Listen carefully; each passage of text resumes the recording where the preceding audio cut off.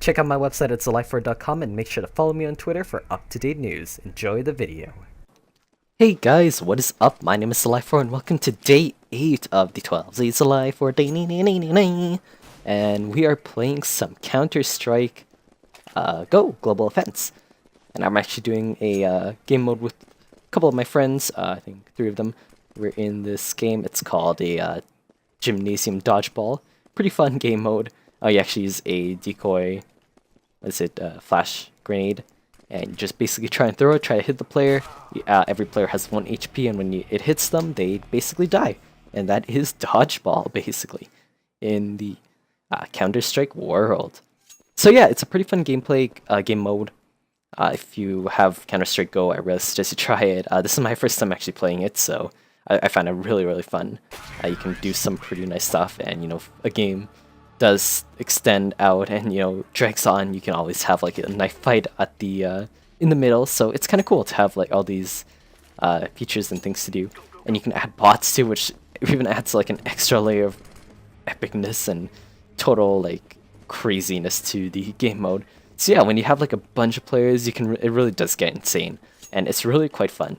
So yeah, Counter-Strike Go, I mean, you can still do this in Gary's mod, I believe, but I think the Counter-Strike Go game mode is a lot more smoother, has a lot more, I guess, physics to it, which is a good thing to do, a good thing to have, especially if you're doing something like this where you have to be super precise in throwing like something at the player. Anyways, yeah, Counter-Strike Go. I will check what price it is for you guys. Steam sale still going on until January 2nd, which is freaking awesome. You can get some pretty good games if you weren't able to get them prior to Christmas. I'm sure a lot of people are getting a lot of cash money, right? And yeah, I want to spend all that money on some games on Steam, especially with the low prices. Anyways, Counter-Strike Go, even without the sale, it's not that expensive, but it is 33% off, bringing it down to $11.38. That's in Canadian. It's probably going to be lower. It's probably like $10.99 in the US if you're paying by USD. Anyways, yeah, Counter-Strike Go, really, really fun game. It is overwhelmingly positive on Steam. That basically tells you, and it's Counter-Strike, right? It's a really awesome game. I don't know what to say. Anything else, pretty much everyone's heard of Counter-Strike, right? It's used in competitive gaming, used in pretty much everything, right? You see a bunch of people playing it, a bunch of streamers streaming it on Twitch, usually most of the time. So yeah, and it has some pretty fun game modes, some pretty fun gameplay as well, which is really good. Anyways, yeah, today I wanted to talk about some things in the gaming world, which really just comes back to one of the questions one of my subscribers asked me is, would I recommend waiting for the new 3DS, or should I just buy a 3DS right now? And yeah, I'm watching the gameplay right now, and yeah, I tried. I thought you could catch the grenade, but I guess you couldn't, so I like jumped right into it when it bounced off the wall and died, and oh my god, me and my friends were laughing like super hard. Anyways, yeah, back to my question, or the question, to the coming back to an answer for that question. Yeah, should you buy the new 3DS XL, or should you buy a 3DS XL right now, or should you just wait until the new one comes out? So, yeah, I have the new 3DS right now. I have the just the regular version, the new 3DS, not the XL, which I personally like a lot better because you can change the faceplates out. So if you don't want to use a faceplate for say, you can change it out. And the one I have is the limited edition, or a special edition, the Pokemon one. It's Kyogre. I don't know, I don't think I posted pictures on it. So if you want to head over to my Twitter page, I'll put in the description below. You can check out that 3DS. It's a pretty awesome 3DS. Looks really, really nice. Yeah, the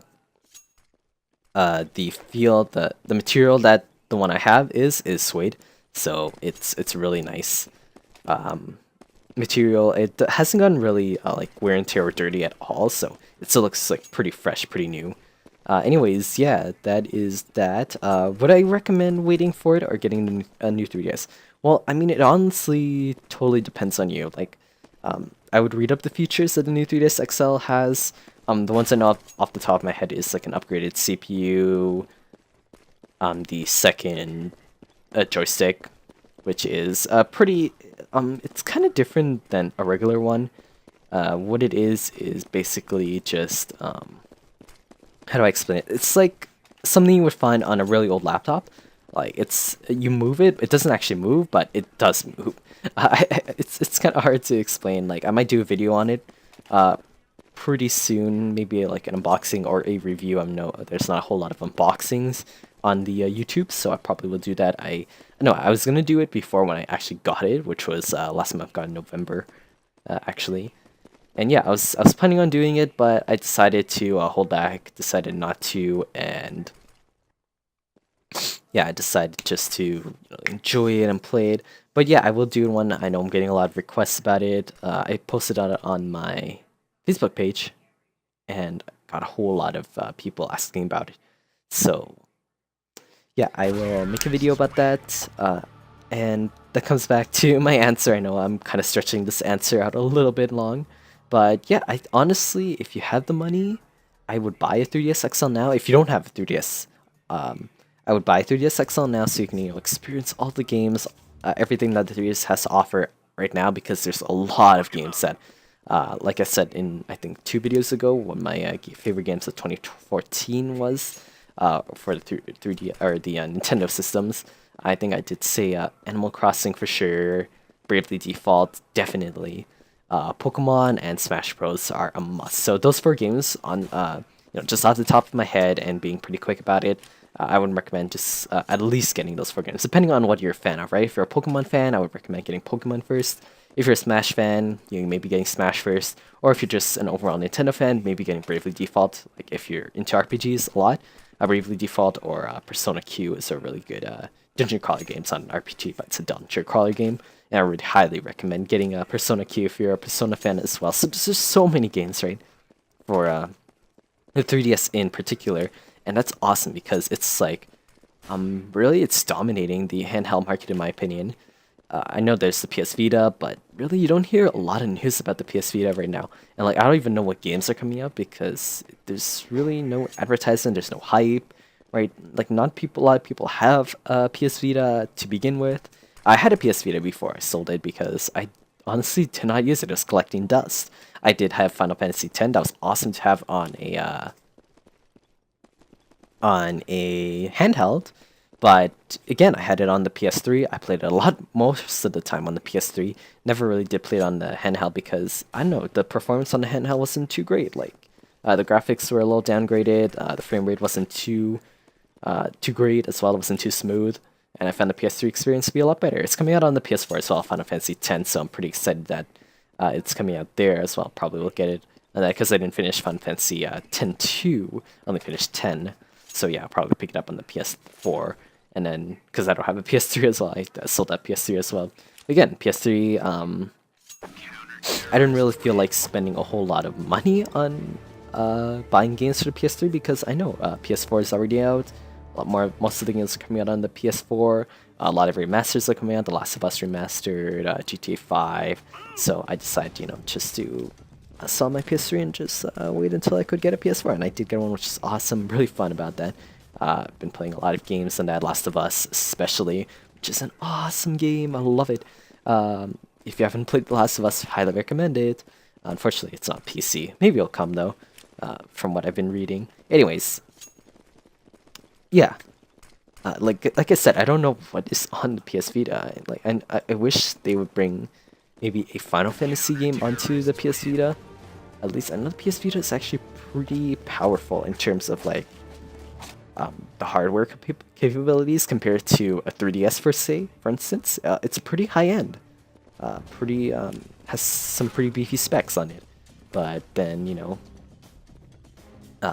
not a lot of people have PS Vita. Like even if you go onto the EB Games, I'm not sure if that's the same for GameStop. Let me just check on the Canadian site for GameStop. Canada's GameStop, EB Games. Yeah, it doesn't have PS Vita. The GameStop, the US site has a PS Vita section, which is good. But I feel like the Canadian site, really, they don't sell a whole lot of PS Vitas because there honestly is not a section dedicated to the PS Vitas, which is pretty surprising, honestly. And I feel like even with the SD cards as well, when I wanted to buy a PS Vita and I wanted to buy in the SD card or the memory card, because they don't use an SD card actually, they use their own proprietary memory stick. It costs a lot. It's like crazy. I'm not sure why they didn't just go with a micro SD card. Honestly, would have been a lot better. Maybe to, I don't know, combat hacking or homebrewing, or I honestly have no idea why they decided to go with their own memory stick, because it costs a very small fortune, honestly, if you really want to have like a large capacity one. If you want to buy a really large capacity one, it costs a lot, and that's bad, because maybe people want to go digital, and Sony has been really boasting about going fully digital.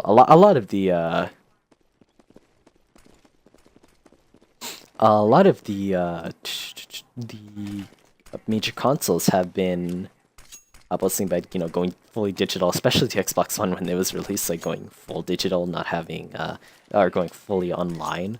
And since the PSN went down, like and PSN and Xbox Live, I'm not saying PSN exactly only went down. Xbox Live went down as well because of the hackers on Christmas.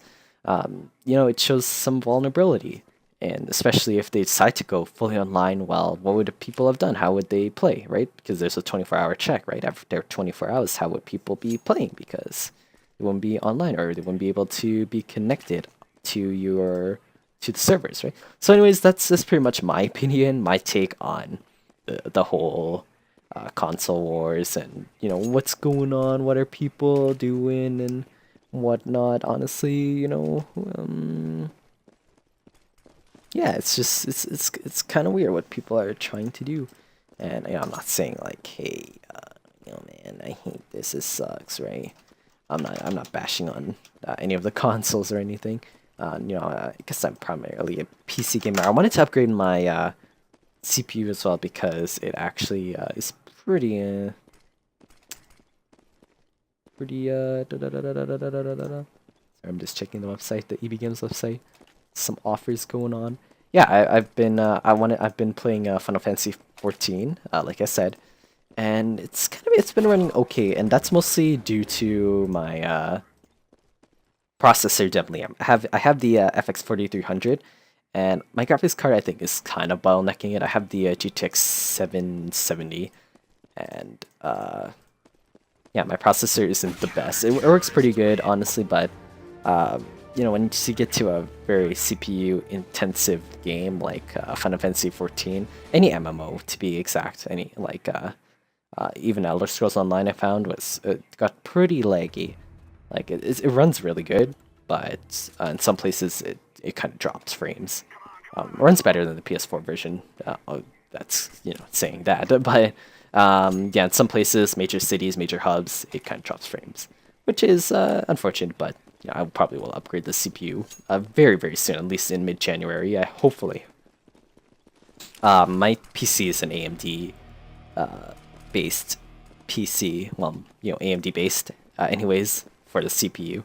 Anyways, I will talk more about my computer build. That's pretty much ends up this episode. I hope you guys enjoyed. Thank you for watching. Remember to comment, rate, subscribe, and I guess I'll see you later. P to the P soup.